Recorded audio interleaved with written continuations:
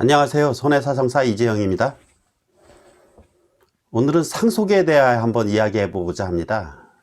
상속 중에서도 막 이제 신혼부부 막 결혼을 했어요. 결혼을 해서 아주 신혼의 꿈에 달콤하게 젖어 있는데 아이를 임신한 채 이렇게 청천벽력 같은 소식, 만약에 그 남편이 사망했다면 이럴 경우에 그 상속재산은 누구에게 돌아가는가?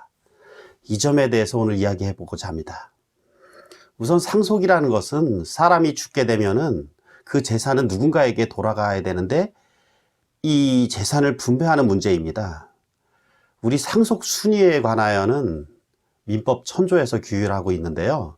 그 순위를 한번 살펴보면 직계비속, 직계존속, 형제자매, 사촌 이내의 반계혈족 순입니다.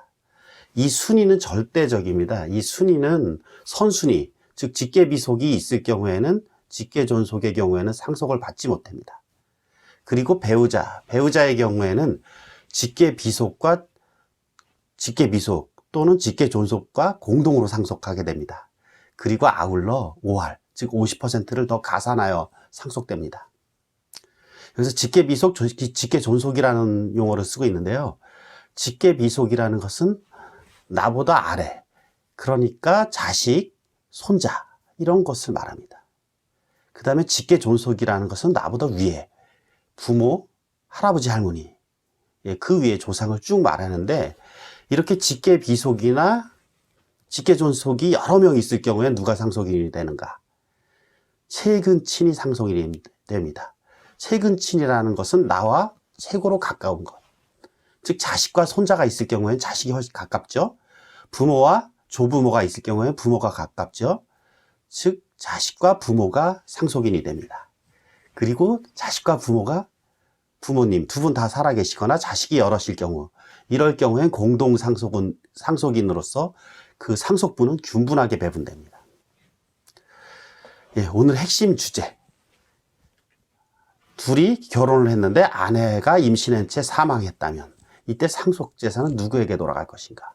이제 막 신혼부부 결혼을 해서 아내가 임신 중이기 때문에 자식이 없죠. 즉 자식이 없어요. 이럴 경우에. 근데 뱃속에 아이는 있습니다. 이 뱃속의 아이를 이 자식으로 볼 것인가, 그렇지 않은 것으로 볼 것인가에 따라서 상속 순위가 바뀔 수 있는데요. 우리 민법 규정은 이 태아에 관하여는, 태아는 상속에 관하여는 이미 출생한 것으로 본다라고 되어 있습니다. 그럼 이 태아의 법적 지위를 어떻게 볼 것인가에 따라서 그 망인, 돌아가신 분이죠. 돌아가신 분의 부모에게 상속재산이 돌아가는가 안 돌아가는가, 이것이 결정지어집니다. 우리 판례는 이에 대해서 학설은 크게 두 가지가 있는데 정지조건설, 해제조건설. 이 학설에 대한 설명은 뭐 차치하고 우리 판례는 어떻게 보는가. 정지조건설의 입장에 있는데, 정지조건설이라는 것은 태아가 살아서 태어나는 것을 조건으로 태아로 본다는 것입니다. 그럼 태아가 살아서 태어나는 것을 조건으로 자식으로 본다? 이 민법 천조 제3항에 대한 해석론에 관하여.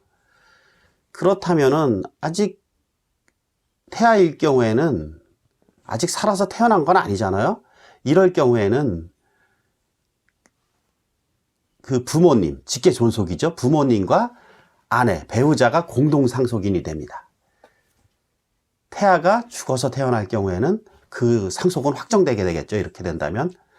그런데 만약에 태아가 살아서 정상적으로 태어난다면은 그 부모님은 2순위의 상속순위로 밀려서 상속인의 지위를 잃게 됩니다. 직계비속이 선순위라 그랬잖아요. 아까 직계존속보다는. 그러면 이렇게 태아가 살아서 태어나게 되면은 배우자와 직계비속이 공동상속인이 되기 때문에 부모님은 직계존속으로서 그 상속인의 지위를 잃고 모든 상속되었던 재산은 환원해 주어야 합니다. 근데 좀 뭔가 좀 답답한 느낌이 들지 않나요?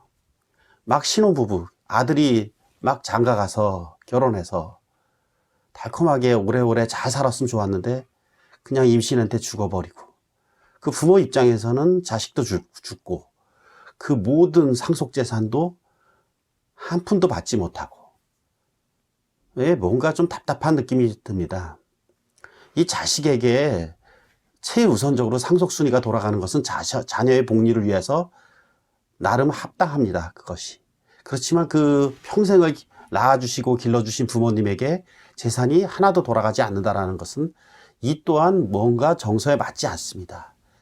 이 상속순위에 관한 것, 우리 상속법에 관해서는 뭔가 좀 개선이 필요하다는 생각이 듭니다. 오늘 상속에 대해서 알아보았는데요. 앞으로도 좋은 강의 계속 이어갈 것이니까 이재영 손해사정TV 많은 시청과 구독 부탁드립니다. 고맙습니다. 손해사정사 이재영이었습니다.